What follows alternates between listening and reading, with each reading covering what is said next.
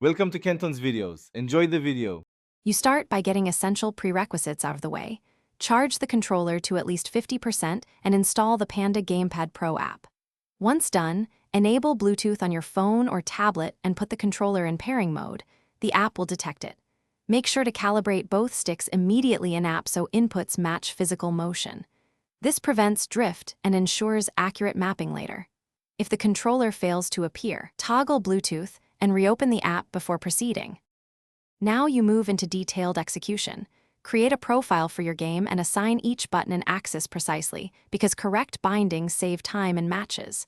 Then adjust sensitivity and dead zones, start around 0, 0.5 to 0, 10 to avoid micro movements.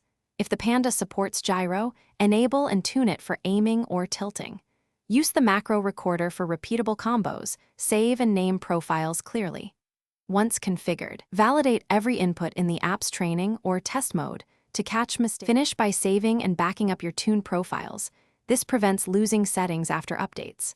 Lock the active profile before launching a game to avoid accidental changes and apply firmware updates from the app when available, because they fix bugs and add features.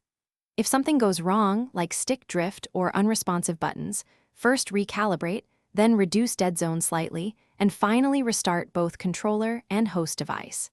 If that fails, reinstall the app or contact support for diagnostics. Thanks for watching. Consider subscribing if we helped you.